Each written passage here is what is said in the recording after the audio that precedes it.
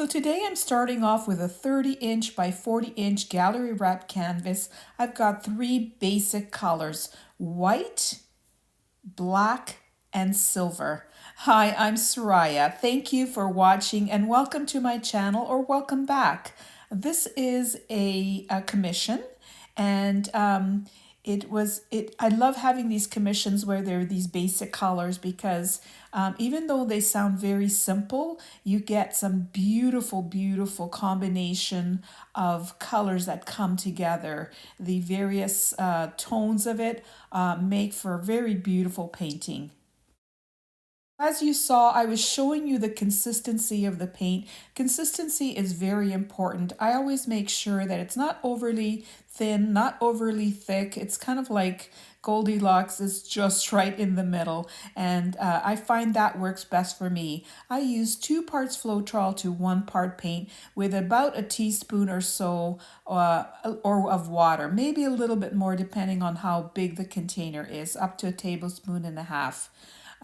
Then I start blowing it out, and I always use a hairdryer that is set on low and is set on cool.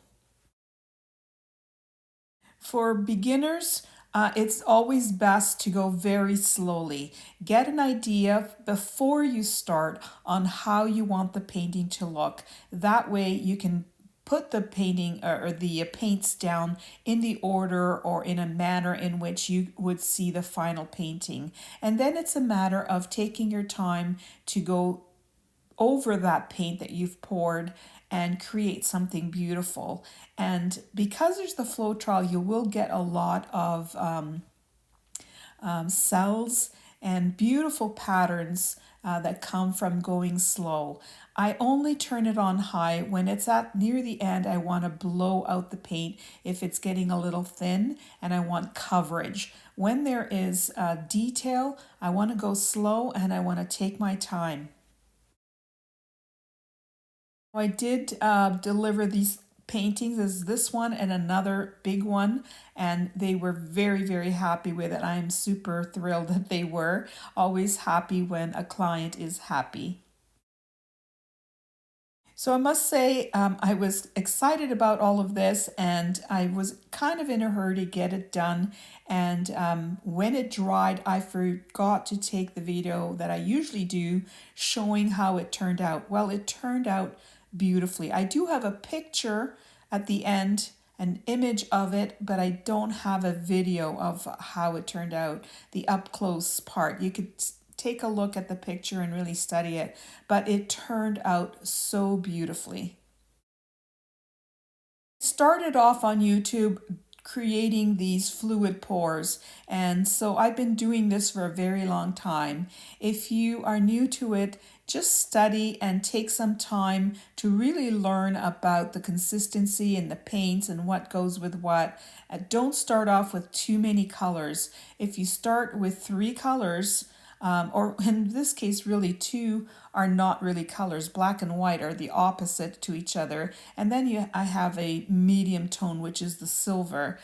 It just becomes so much easier for you to get an end product, a painting that looks really, really good. It's better to try and start off with 3 colors rather than think that you could do 5, 6, 7 colors. It's not going to work as well. It's the colors, depending on where they are next to each other, can create a lot of mud. So when you're starting off, start off slowly and start with minimal color, and then you learn and you get to understand what works with what, and then you can move on from there.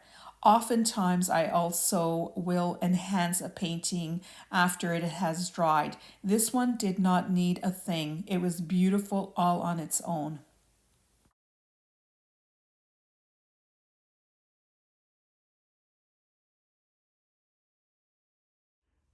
Okay, so here it is, just done.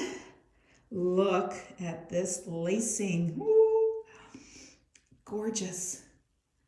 Look at this. And I love that black kind of going through here. And then mostly white and then the silver. Beautiful. I am looking forward to seeing how this turns out when it's dry. I hope it stays exactly the same. Last time I didn't have it on any kind of stilts. I usually just use used up cups. And I just didn't do it that time. I don't know what happened, but this time they're on. I hope it stays exactly like this. Anyway, you don't have to wait. Come, stay here in 1 second. I'll show you I'll show you in 1 second. Painting dried beautifully exactly as it was when it was wet.